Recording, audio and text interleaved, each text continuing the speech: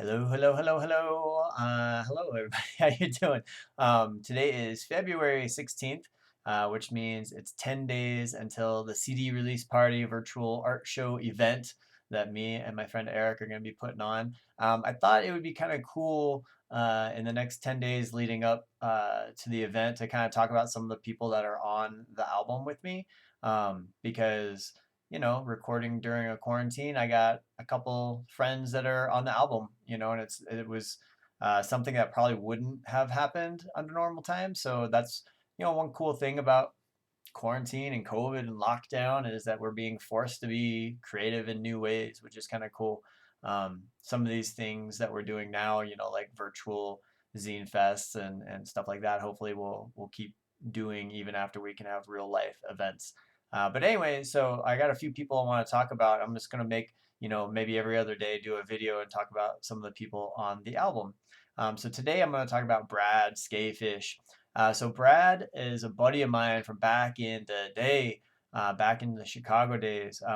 The early and mid 2000s Chicago rock scene, it was like amazing. There were so many good bands, like just like pure rock and roll. There was a lot of good punk and metal and stuff back then too, but just like standard rock and roll bar rock, there were just so many good bands, and I was in a few of them with Brad, which is cool.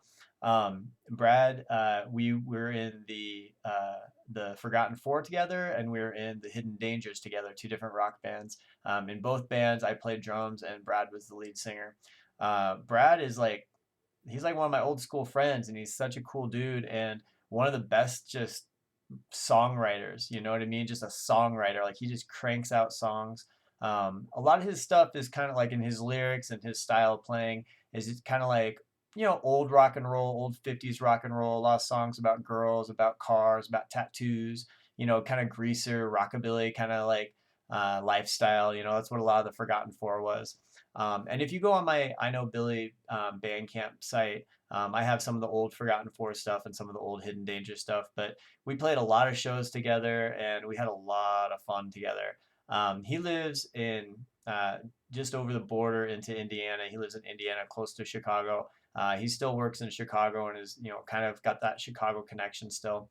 But Brad on this album, when I started putting it together and recording, I got in touch with him and asked him if he would help me kind of produce and mix and master and just check levels with me, because I'm pretty new to recording. I don't really understand it, and honestly, I don't really like it that much. I'm not that great at it. It's not like that fun for me to sit down and like tweak the knobs and get every level just right. So I would record stuff and send it to him, and he would kind of balance it out, add reverb to my voice, all that kind of stuff.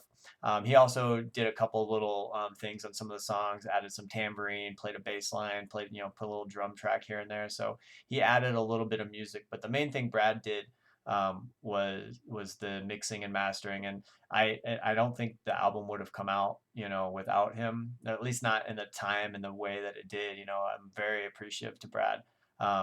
He's a cool dude. He's got an awesome wife. He's got two awesome kids, and he's just I don't know.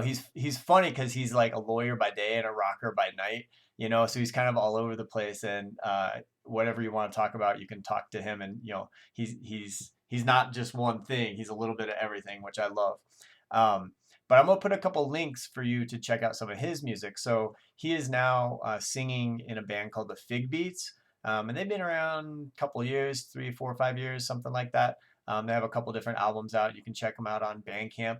He also does solo stuff called Bad Swordfish, which is kind of a play on his name because his name is Brad Skafish. Skafish, Skafish. I always thought his name for like years. I thought his name was Brad Skafish, and it was like a punk rock ska name, like I don't know.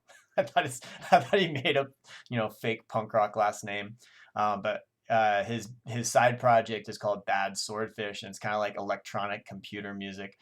So something kind of funky and weird. So Fig Beats and Bad Swordfish. But then also I'm gonna put a link for Spotlight Sisters. So check it out. Spotlight Sisters is like the cutest band you'll ever hear of in your entire life. It's his two daughters who are like I'm just making up an age, but like 7 and 10 or something. They're like little kids, and they come up with songs and melodies, and they come up with lyrics, and then he helps them like write music. They'll like sing a song for him, and then he'll like come up with a guitar part to go with it. So he does the music and they do all the singing, and he's like, dude, I don't help them at all with lyrics. They just come up with songs and they come tell me the song, and then I write the music for it. So check out Spotlight Sisters. It's super adorable. That's it. I'll show you another video in a couple days talking about someone else, but some new music for you to listen to. Hey, and P.S. Thank you to everybody that's pre-ordered my album. I'm very excited about it. It's coming out 10 days from now, so I'm very, very hyped on that. Thank you so much for the love and support. Stay warm out there, stay safe, all that kind of stuff. I'll talk to you later.